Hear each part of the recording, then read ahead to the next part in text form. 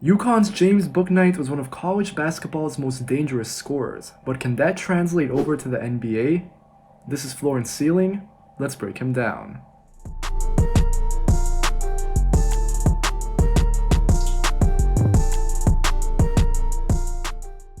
UConn's James Bouknight made a name for himself this season in college hoops with his ability to just flat out get buckets.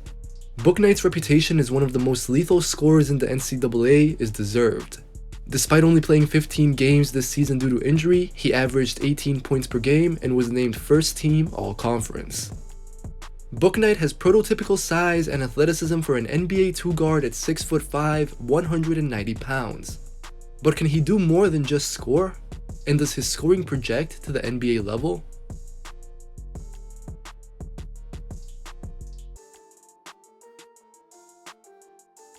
James Bouknight makes his mark on the offensive side of the basketball, so it's only natural that we start there. When he is firing on all cylinders, Bouknight can be a very dangerous scorer on the ball. He is almost always looking to get his own shot off the dribble, hence how he quickly developed into one of the Big East's best bucket getters. At his best, Bouknight is comfortable operating in the mid-range and armed with a mixture of tough dribble moves that allow him to rise into his shot. Watch how he keeps the ball on a string and then stops on a dime to pull up. At times, Bouknight's soft touch has extended out to the three-point line. If he can get this to happen regularly, then Bouknight has all the makings of a three-level scorer, as I will get into in a few moments. During his sophomore season at UConn, Bouknight showed some impressive flashes from beyond the perimeter. He made threes in multiple ways, be it off movement, pulling up out of screens, or even in transition. The Huskies game against USC is a good example of what Bouknight's arsenal can potentially look like. Against the Trojans, watch how he starts off with a step back 3, follows that up with a 3 when his defender goes under a screen, and then caps things off with a triple off a pin down. Going forward, the key for Bouknight is consistency. Despite these appealing flashes, he only shot 29% from 3 this season. However, Bouknight's overall scoring impact was not bogged down despite his suboptimal three-point numbers. A large part of that is Bouknight's in-between game and his willingness to get to the basket. I really like this part of his game, and it goes back to what I just said about his potential as a three-level scorer. Bouknight already has one of the best floater packages in this draft class. If he carves out space to get into the opposing team's paint, then he can decelerate into a soft floater that more often than not brings good results. Bouknight has really soft touch on this shot, which gives me hope that his overall jumper will eventually be better than the numbers indicate. One thing to watch out for though is that Bouknight is extremely right-handed with his floater. This mostly worked at the college level, but I want to see him develop the same shot with the left hand to make things even easier for himself. Like I said, Bouknight can also be effective getting into the paint on drives. In fact, I might actually like this part of his game a little bit more than his propensity for pull-ups right now. Bouknight is a powerful athlete with a strong first step that allows him to be a menace around the basket. This comes despite Bouknight suffering a torn meniscus in high school, but he is still one of the best pure athletes in the 2021 draft. When Bouknight sees a clear opening to the rim, he is hard to stop. That is partly how he shot 5.5 free throws per game. Broadly, this driving is yet another appealing skill that he possesses. Bouknight was a solid finisher around the basket. He is still a little right-handed, but he made 66% of his shots at the rim while only being assisted 29% of the time. That means that Bouknight is creating most of these shots for himself. Take a look at this fast break, as Bouknight brings up the ball, freezes his defender with a quick in-and-out hezzy, and then comes up with the one-handed dunk. The development you are hoping for from Bouknight is that he can put together his flashes of driving, pull-up shooting, and three-point scoring to become an all-around offensive threat at the shooting guard position.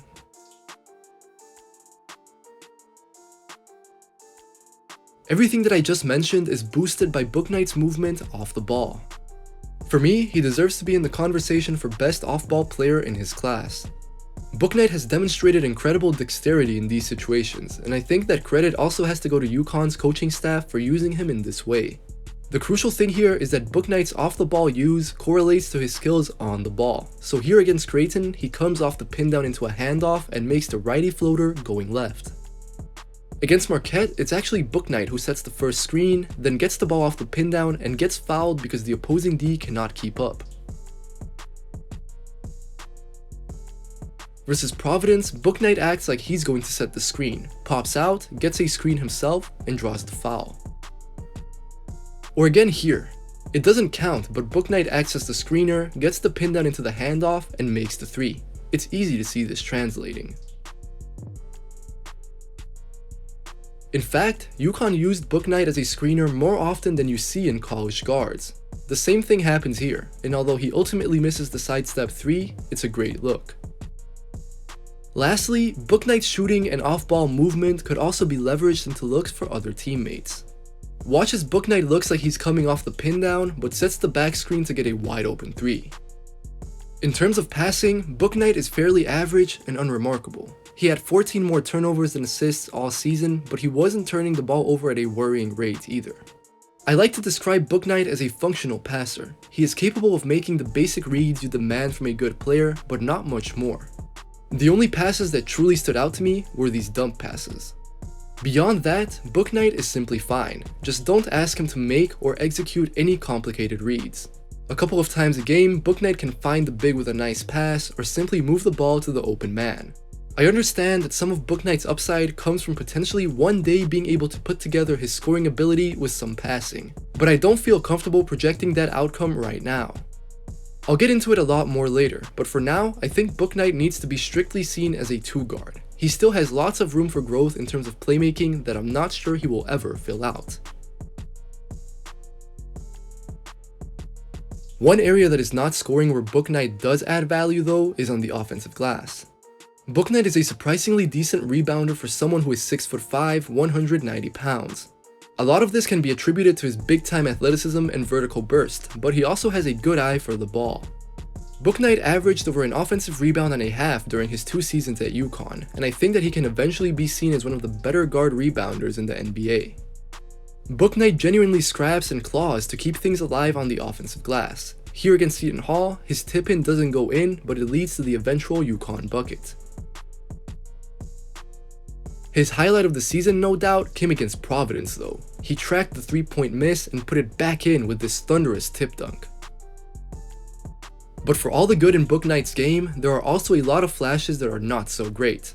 We have to remember with Bouknight that he is very inconsistent. It may not seem like it based on his stats at the end of the season, but Bouknight has a tendency to go missing for large stretches of games. He might look like a world beater for 5 minutes of a half, and then go MIA for the remaining 15. This inconsistency is reflected in his game as well. To be clear, it's not like Bouknight is a bad pull-up shooter per se, but he isn't the deadly mid-range scorer that his reputation often implies. For instance, he shot 37% on 2-point jumpers. Not bad, but really not elite either, especially taking into account that these were 30% of his total shots. Overall, Bouknight takes a lot of tough jumpers. As I will break down, he is often smothered and does not have much room to get his shot off. Other times, his shot selection is also worth thinking about. If his numbers don't improve, Bouknight will not be able to command these same types of pull-ups in the NBA. Teams are looking for efficiency, and right now, Bouknight lacks that, despite his encouraging flashes.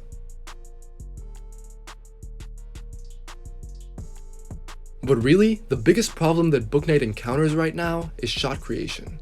This might be surprising given that Bouknight is billed as one of the best pure scorers in the 2021 draft, but while he has the potential to be a good scorer, I do not think it is a reality right now. Simply put, I am worried by Bouknight's inability to constantly create good shots for himself. I just said that he is prone to taking shots while smothered, but that is not a coincidence. There are times where it is just good defense being played, but a lot of the time, it's Bouknight who cannot make enough space between himself and his defender. He is not overly creative or shifty with his dribble, and I think that he will really need to improve this part of his game. UConn's game against Creighton does a good job summing up this issue. In the first clip, Bouknight takes the shot he wants but heavily contested. Then, he is unable to create any separation and has to pass it off at the last moment when his team is counting on him.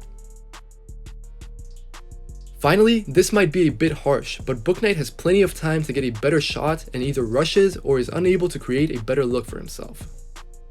Another big area of improvement for Bouknight is his 3-point shot. I mentioned earlier that Bouknight showed flashes of being able to make threes in multiple contexts, but he really lacks consistency right now. In the same way that he has potential with several types of shots, he also does not excel at any one outside shot. Bouknight can definitely get buckets, but he is not very polished doing so in my opinion. Bouknight shot just 29% from 3 this season. He had 22 3-point makes all year long, which for comparison is actually 2 less makes than he had on 2-point jumpers. My problem with this is that sure, Bouknight is probably a better shooter than his percentage indicates. At the same time though, if Bouknight cannot create constant separation from the mid-range, and he cannot be counted on from the outside, that really limits his upside. For all the dynamic athleticism that Bouknight shows at times, I also think that he could be even better at the basket. As I mentioned before, he is not bad, but he is only average, and given his explosiveness, Bouknight should be more dangerous if it wasn't for him being averse to playing through contact and over length. Bouknight struggles when he is met at the rim. He has soft touch on the floater that we saw earlier, but he does not have any other real tools to fall back on. That means that if Bouknight is challenged on his drives, he usually tends to shrink. He is not strong enough to play through contact on a regular basis, and not wily enough to come up with creative finishes that leverage his athleticism in a better way. Putting on more muscle will be key for Bouknight in the NBA. In college, Bouknight took the majority of his shots at the rim, which is a good sign, but I am also worried that he will not be able to make the most out of these situations in the NBA unless he 1. Gets stronger, and 2. Becomes craftier. This second point was a real problem for him, even in college. I am concerned about Bouknight's handle and flexibility. He has a strong first step, but Bouknight is not very good at changing directions on a moment's notice right now. Often, it seems to me like he waits too long to make his mind up, and by the time he does it, the defense has caught up with him. Either that, or Bouknight just does not have the body manipulation to create advantages in transition, for instance. What I mean by that is that he would really benefit from something like a Euro step. Instead, it seems like Bouknight is often running into defenders or taking really tough shots when there's no reason it should be that way. This flaw in his game also goes back to my worries about him being able to consistently create separation off the dribble. Even when it works out for Bouknight, you can still spot what I'm concerned about.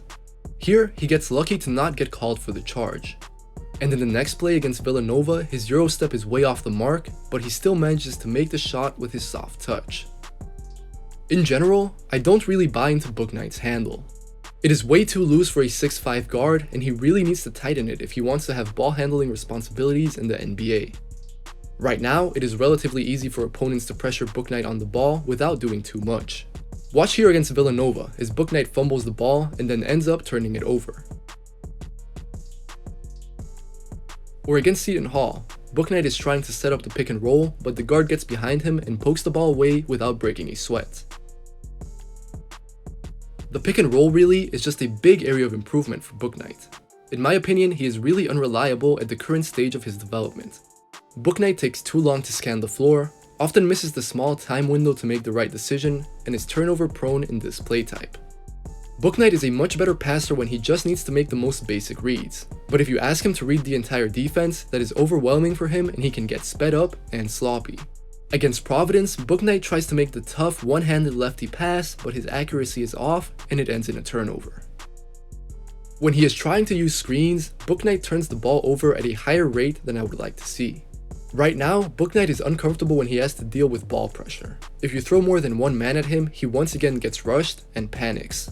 For instance, here against Creighton, they send a hard hedge at him and he turns the ball over. Here, Bouknight sees a double coming at him. He sort of traps himself next to the baseline and ends up traveling. If he ever wants to become a lead guard in the NBA, he will have to clean up his act as soon as possible.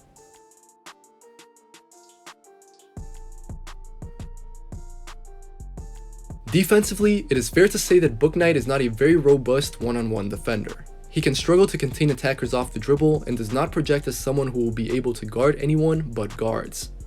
Bouknight is inconsistent on this end of the floor, and when he is not locked in, he does a poor job of making himself hard to beat. He can play defense too upright, not get down in a stance, and in general, just lacks the discipline to stay in front of his man. Against Providence, this possession ends in a big block, but watch just how easily Bouknight is blown past by on the perimeter. Off the ball, things are not actually as bad as they may seem from these clips, but Bouknight can find it hard to deal with screens. When the opposing team is making it so that Bouknight has to fight over picks and stay attached to his man, he does not always succeed in doing so. In this clip, Bouknight is late to react, goes under the screen, and concedes the open 3. A similar thing happens here against USC. Bouknight is late chasing, gets caught on the pin down for just a tiny moment, and gives up the tray. However, I actually think that Bouknight is probably better off the ball than he is on it right now. He showed decent recognition during his sophomore season at UConn in terms of knowing what is going on the floor around him. Bouknight does a fine job staying attached to plays and can keep up with his man on the defensive end. For example here, Bouknight jumps the passing lane, gets the steal, and then leads the fast break effort. Or against Villanova, Bouknight follows his man off the ball, plays tough in the post, and snatches the ball away. Finally, these two plays here show good off-ball awareness. In both cases, Bouknight keeps track of the play and is quick to react when the dump pass is fired in. In the first clip, he forces a jump ball, and then he gets an important deflection. What Bouknight has to do going forward is making sure that he is focused on defense night in and night out. He cannot afford to have sleepy performances on this end of the floor, especially as his offense hopefully flushes out. If he buys in, I think that Bouknight can actually surprise a few people on defense. I believe that he has the awareness and the foot speed to at least be passable, and that includes on the ball. We saw this at times during his sophomore season. For instance, watch here as Bouknight cuts off the drive once, regathers himself, doesn't get back down in the post, and then contests with his hand in the opponent's face. It is just a matter of ensuring that he is held accountable. There is no reason why Bouknight cannot be solid with all the flashes that he displayed.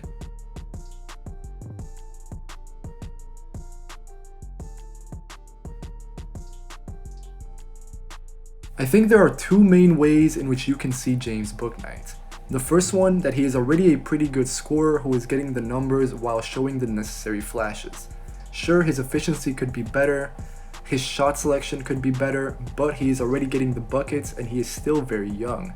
And in that version of James Bouknight, you also hope that the scoring is eventually complemented by some passing at least. In the second version of James Bouknight, you consider that he put up pretty similar numbers in his freshman year, that well, he's already going to be 21 years old most likely when the NBA season starts, that is, the season where he's going to be a rookie. And at the end of the day, you are not too convinced by his shooting. Right now, that's where I stand. I'm concerned. I'm concerned about Bouknight's handle, I'm concerned about Bouknight's ability to create separation at the next level. Because if Bouknight's scoring does not cross over from college to the NBA ranks, then he's really a very average or even below average passer, he's not much of a defender, and while he's a good athlete, I'm not sure how much you can do with that. Don't get me wrong, I appreciate the flashes and I do think that somewhere there is a 3-level scorer hidden in there. But my main concern really is the handle and the separation.